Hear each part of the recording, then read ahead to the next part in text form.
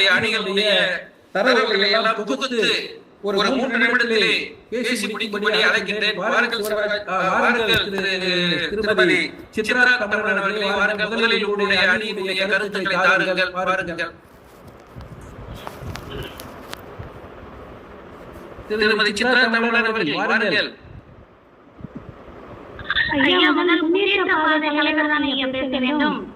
கொடுத்தவர் தான் முடிக்க வேண்டும். நீங்க வந்து பேசுங்க.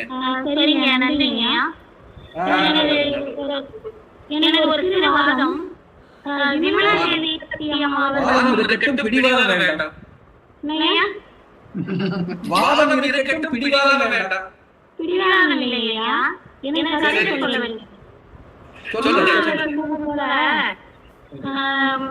பெண் சிங்கம் உணவுரை தேடி வந்து கொடுக்கிறது என்று சொன்னார்கள். சிறப்பான ஒரு வாதம்தான். பெண்களுக்கு தான் அந்த மாண்பு அதிகமாக உள்ளது. ஆனால் இப்பொழுது வேலை பார்க்கும் பெண்கள் எனக்கு சரியில்லை உடல்நிலை, அதனால் நாம் இப்பொழுது வெளியே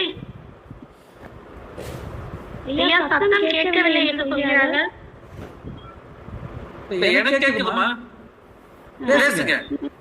அதாவது ஐயா, உணவு தேடி சென்ற பெண் சிங்கம் தான் அனைவருக்கும் உணவு எடுத்து வருகிறது, ஆண் சிங்கம் வழங்குகிறது என்றார்கள். ஆனால் அதே சமயத்தில் நான் ஒன்று சொல்ல விரும்புகின்றேன். அந்த பெண் என்பவர்கள் வேலைக்கு செல்வதனால் உண்டாகும் அயர்வினால் வந்த களைப்பினால் வந்து படுத்து உறங்குகிறாள். ஆனால் இதற்கு முந்தைய பெண்கள் எத்தனை வேலைகள் பார்த்தாலும் உணவு சமைப்பது என்பதில் உணவு மட்டுமல்ல, தன்னுடைய அன்பையும் பண்பையும் கலந்து சமைப்பதனால் அன்றைய உணவு சுவையாக இருந்தது. இப்பொழுது பயிற்சியினால் வந்த ஆனந்தத்தினால் சிறுமிகளும் மூட்டர்களும் மிகவும் வாழ்வு பெற்று வாழ்ந்து கொண்டிருக்கின்றன. இதுதான் உண்மை. அப்படி என்றால் பெண் வந்து எந்த இடத்திலும் நாம் ஓய்வெடுத்துக் கொள்ளலாம். ஆனால் குழந்தைகளுக்கு உணவு வழங்குவதில் தாமே முன்னின்று அந்த அன்பையும் உணவையும் சரிவிகிதமாக கலந்து வழங்குவதில் தான் அந்த பெண்ணின் மாண்பை இருக்கிறது.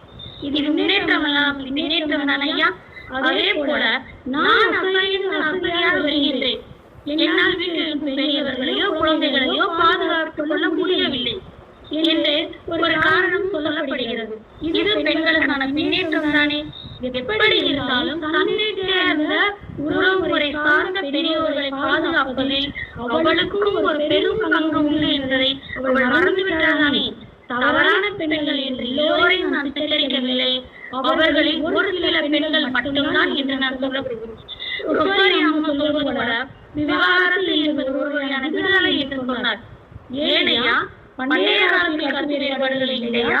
அப்பொழுது ஆண்கள் பெண்களை ஈடுபடுத்தவில்லையா? இல்லை அடிக்கத்தான் இல்லையா?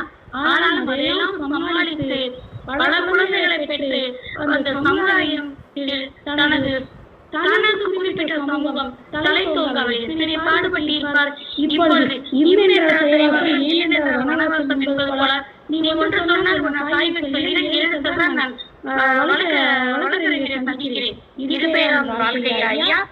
ஏன் எதிலும் தெளிந்து ஆராய்ந்து படித்து பகுந்த ஒரு பெண்ணுக்கு இதிலும் இணைந்து இணக்கமாக தீர்க்கமாக ஒரு நிலையான ஒரு நல்ல முடிவை எடுக்க தெரியாதா?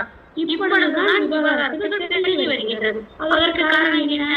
தனது அளவுக்கு மீறிய ஒரு சுதந்திரம். இது பெண்களுக்கான முன்னேற்றம் தான்.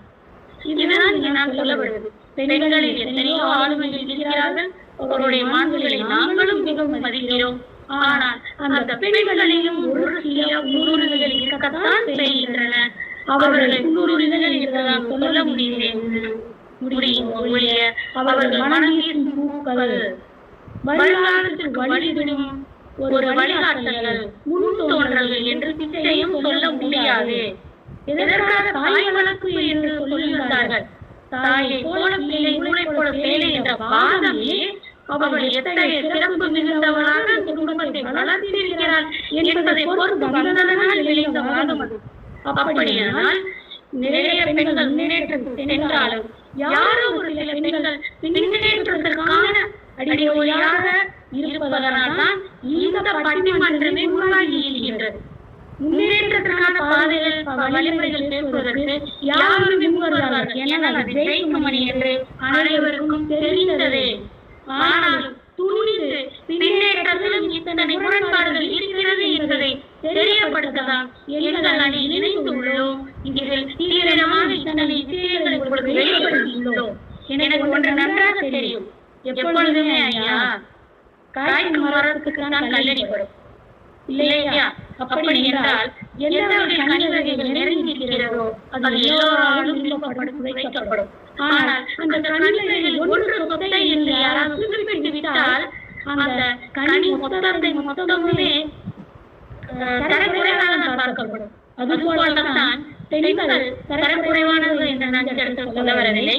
எத்தனை முழுமையான பெண்கள் இருந்தாலும் கூட அவற்றில் ஒரு நிழல் இருக்கத்தான் செய்கிறார்கள். அவர்களுக்கான ஒரு சிறிய தேவையற்ற ஒரு பழக்கங்கள் இருக்கத்தான் செய்கிறது. இதை பெண்களாகி நாங்களே கண்டிக்காவிட்டால் ஆண்கள் கண்டிப்பவர்கள் ஆணாதிக்கம் அவர்களை கொடுமைப்படுத்துகிறார்கள் என்றே பெண் சமூகம் சொல்லத்தான் செய்யும். அதனால்தான் இதை நாங்களே முன்வழித்து சொல்கிறோம். பெண்களில் ஆக்கம் உண்டு, பெண்களில் அழிவு உண்டு, பெண்களில் ஊக்கம் உண்டு, அதே பெண்களில் பாகுபாடு உண்டு என்பதை நான் வலியுறுத்தி சொல்ல வந்தேனையா. எனக்கு எனது தலைப்பின் பலம் தெரியும், பலவீனமும் தெரியும். நன்றி ஐயா, வணக்கம். நன்றி நன்றி நன்றி. அழகாக உங்களுடைய கருத்துக்களை தொகுத்திருக்கிறீர்கள். பார்க்கலாம். அடுத்தபடியாக முன்னேற்ற பாதைக்கு வருகின்றார் திரு சிவராஜ் அவர்கள். வாருங்கள் சிவராஜ் அவர்களே, வாருங்கள், தொகுப்புரைகளை வழங்குங்கள். அவைக்கு மீண்டும் என்னுடைய வணக்கம். ஒரு நல்லதொரு பட்டிமன்றத்திலே எதிரினை சார்ந்தவர்கள் சில கருத்துக்களை முன்வைத்தார்கள். ஏறக்குறைய அவர்களே அவருடைய அணியினுடைய வலிமையை ஒப்புக்கொண்டு சென்று விட்டார் என்று நான் கருதுகிறேன். காரணம், அவர்கள் குறிப்பிட்ட ஒவ்வொரு விடயமுமே மிகவும் நாம் சொல்லப்பட வேண்டிய ஒரு விஷயமாக இருக்கிற காரணம், ஆடை விஷயத்தை பற்றி சொன்னார்கள். பெண்கள் ஆடை குறைப்பட்டு சொன்னார்கள். இன்றைக்கு அவர்கள் தமிழகத்தில் மட்டுமல்ல இந்திய அளவில் இருக்கிற பெண்களுடைய நிலை என்ன என்பதை பற்றி அவர்கள் இன்னும் சற்று நாளிதழ்களிலும் ஆங்கில நாளிதழ்களிலும் பல சமூக வலைதளங்களிலும் அவர்கள் சென்று பார்த்தாக வேண்டும். காரணம், பெண்களுடைய அவருடைய நாகரிகம் கலாச்சாரம் மிக உயர்ந்த அளவிற்கு முன்னேற்றம் அடைந்திருக்கிறது. இன்னும் சொல்ல போனால் ஆடை விஷயத்திலே இன்றைக்கு பெண்கள் ஒரு சேலை அணிந்தால் கூட அவருடைய பாதுகாப்போ அவருடைய உருவமைப்போ தெரிந்துவிடும் என்பதற்காக முழுமையாக உடலை மறைக்கின்ற அளவிலே சுடிதார் போன்ற ஆடைகள் அணிகின்ற நிலைமையை நாம் பார்க்கிறோம். இன்னும் சொல்ல போனால் பள்ளிகளிலே ஆசிரியர்கள் குழந்தைகளுக்கு குட் டச், பேட் டச், எது நல்ல தொடுதல், எது தவறான தொடுதல் என்பதை சொல்லிக் கொடுக்கின்ற அந்த நிலை இன்றைக்கு ஒவ்வொரு பள்ளிகளிலிருந்து வழக்கு கடந்த 10 ஆண்டுகளாக சொல்லித் தரப்படுகின்றது. ஆகவே பெண்கள், குறிப்பாக மகளிர்களுடைய உலகமே வேறு. சோசியல் மீடியா சமூக வலைத்தளங்களிலே அவர்கள் ஒரு சிலர் இருக்கின்ற அந்த மது அருந்த செய்தியை பற்றியோ ஏதோ சைனைடு கொடுத்த குழந்தைகளை கொண்டு அந்த செய்தியை பற்றியோ இங்கே பேசினார்கள். ஆனால் உண்மையாக இதை தலைப்பை பற்றி பேசாமல் ஏதோ தகவல்களை தந்துவிட்டே இருந்தார்கள். தொலைக்காட்சியிலே பெரும்பாலும் காட்டப்படுகின்ற பெண்கள் அனைவரும் ஒரு வில்லியாக காட்டப்படுகிறார்கள். காரணம், அந்த தொலைக்காட்சி நிறுவனத்துடைய டிஆர்பி என்று சொல்வார்கள், டெலிவிஷன் ரேட்டிங்கை இன்க்ரீஸ் பண்றதுக்காக, அதிகப்படுத்துவதற்காக அவர்கள் அப்படிப்பட்ட செய்திகளை, கற்பனையான விஷயங்களை பார்த்துக் கொண்டிருக்கிறோம். ஆனால் உண்மையான குடும்பத்தில் அப்படி இல்லை. இன்றைக்கு எண்ணற்ற பெண்கள் குடும்பத்திலே நேற்று ஈரோட்டிலே ஒரு செய்தி, மிக பெருமையான ஒரு உணவகத்திலே ஏற்பாடு செய்திருந்தார்கள். மாமியாரும் மருமகளும் இந்த எங்கள் உணவகத்துக்கு வர வேண்டும், மாமியார் மருமகளுக்கு உணவு விட்டு விட வேண்டும்.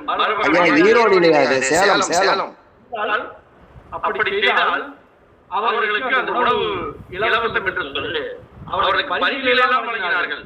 நீங்கள் பார்த்திருக்கலாம் செய்தித்தாள்களிலே. அது மட்டுமல்ல, இன்றைக்கு பெண்கள் வேலை வாய்ப்பிலே பெரிய அளவில் இருக்கிறார்கள். அண்மையிலே நான் ஒரு கல்லூரிக்கு சென்றிருந்தேன். அந்த கல்லூரியிலே 2 பேர் இறுதி பட்டியலிலே தேர்வு செய்யப்படுகிறார்கள். ஒருவர் ஆண், ஒருவர் பெண். ஏறக்குறைய 16 பேர் நேர்காணல் வந்திருந்தவர்கள் கூட அந்த 2 பேர்களை தேர்வு செய்திருந்தார்கள். கல்லூரியிலே விரிவுரையாளர் பணிக்கு, தனியார் கல்லூரி. இறுதியாக அந்த பணியை யாருக்கு தர வேண்டும் என்ற வாய்ப்பு அந்த கல்லூரியுடைய முதல்வரிடத்தில் இருக்கிறது. அந்த முதல்வருடைய முன்னாள் அவர் நான் பேசிக் கொண்டிருக்கும்போது அந்த முதல்வரிடத்தில் சொன்னார், சிவராஜ் நீங்கள் இவர்கள் யாரை தேர்ந்தெடுக்கலாம் கருத்து கூறுங்கள் சொன்னார். நான் சொன்னேன், 2 பேருமே சமமான மதிப்பை பெற்றிருக்கிறார்கள், 2 பேருமே சிறப்பாக பேசுகிறார்கள், 2 பேரிடத்தில் ஆற்றல் இருக்கிறது, திறமை இருக்கிறது, மாணவர்களை ஆற்றுப்படுத்துகிற அத்தனை பெருமைகளை பெற்றிருக்கிறார்கள். ஆகவே 2 பேருமே வளரலாம் என்று சொன்னேன். ஆனால் அந்த கல்லூரி முதல்வர் அந்த பெண்மணிக்கு அந்த வேலை வாய்ப்பை தந்தார்கள். 2 நாட்கள் கழித்து அந்த கல்லூரி முதல்வர் சென்ற சந்தித்து கேட்டேன், ஏன் ஐயா இந்த முடிவு எடுத்தேன் என்று கேட்டேன். அவர் சொன்னார், ஒரு ஆணைக்கு ஒரு வாய்ப்பை தருகின்ற போது அவர் மட்டுமே வளர்கிறான், ஆனால் ஒரு பெண்மணிக்கு இந்த வாய்ப்பை தருகின்ற போது அந்த பெண்மணி தானும் வளர்கிறாள், தன்னுடைய குடும்பத்தையும் மேம்படுத்துகிறாள், அது மட்டுமல்ல தன் சுற்றத்தாரையும் கல்வியால் மேம்படுத்துகிறாள், தான் இருக்கின்ற சமுதாயத்தையும் மேம்படுத்துகிறார் என்று சொன்னார். ஆக ஒரு பெண் எப்படி தான் முன்னேறுவது மட்டுமல்லாமல் இந்த சமுதாயத்தை முன்னேறுகிறார் என்பதற்கு இது அழகாக ஒரு உதாரணமாக திகழ்கிறது. சமுதாயத்திலே ஒரு உயர்ந்தவர்கள் தாழ்ந்தவர்கள் என்று பார்க்கின்ற பொழுது ஆண்களை காட்டிலும் பெண்களுக்கு அறிவு அதிகம் என்று சொல்லலாம். காரணம், அவர்களுக்கு வேறு எந்த விதத்திலும் அவருடைய கவனத்தில் இருப்பதே இல்லை. இன்றைய காலகட்டத்திலே பெண்கள் மிக உயர்ந்த தளங்களிலே பயணித்துக் கொண்டிருக்கிறார்கள். நான் பணியாற்றிக் கொண்டிருக்கின்ற ஒரு நிறுவனமான ஸ்ரீராம் நிறுவனத்தில் கூட அந்த நிறுவனத்துடைய தலைமை பொறுப்பிலே ஒரு சேர்மன் என்கின்ற ஒரு அந்தஸ்திலே அகிலா ஸ்ரீனிவாசன் என்ற ஒரு பெண் ஆளுமைதான் திகழ்ந்து கொண்டிருக்கிறார்கள்.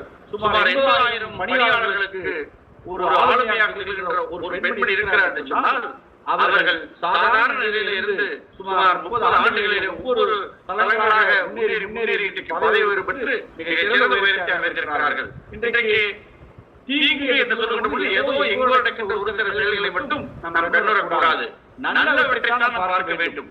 நாம் ஒரு பெரிய வெள்ளைத்தாளிலே ஏதோ ஒரு மூலையில் இருக்கின்ற கருப்பான புள்ளியை மட்டுமே பார்க்காமல் இந்த வெள்ளைத்தாளில் இருக்கின்ற பகுதியில் இருக்கின்ற நல்ல விஷயங்களை நேர்மறையான சிந்தனைகளை பார்க்க வேண்டும். அப்படி நேர்மறையான சிந்தனைகளை பார்க்குமையானால் நிச்சயமாக பெண்களுடைய முன்னேற்றம் இந்த காலகட்டத்திலே மிக சிறப்பாக நடந்து கொண்டிருக்கிறது என்பதை வலியுறுத்தி சொல்லி இந்த வாய்ப்பிற்கு நன்றி கூறி நிச்சயமாக நல்லதொரு தீர்ப்பு தருவார் என்று சொல்லி எதிரிலே பேசின அத்தனை பேருடைய வாழ்த்துக்களை சொல்லி நிச்சயம் வருத்தப்படக்கூடாது. தீர்ப்பிற்கு பிறகு உங்கள் வீட்டிலே விரைவிலே சென்று நீங்கள் உங்கள் கணவன்மாரிடத்திலும் உங்களுடைய சகோதரரிடத்திலும் நீங்கள் பேச வேண்டும். பெண்கள் எந்த அளவுக்கு முன்னேறி இருக்கிறார்கள் என்று சொல்லி வாய்ப்பிற்கு நன்றி பாராட்டி விடைபெறுகிறேன். நன்றி, வணக்கம். நன்றி நன்றி நன்றி. தீர்ப்பே சொல்லிவிட்டது போல் பேசிவிட்டார். ஐயா, ஒரு சிறிய விஷயம் சொல்ல விரும்புகிறேன் ஐயா. சொல்லலாமா ஐயா? தொலைக்காட்சி மூலமா உலகம் பூரா ஒளிபரப்பாயிட்டு இருக்குது. பேசிய கருத்துக்களை வச்சு பேசுவோம்.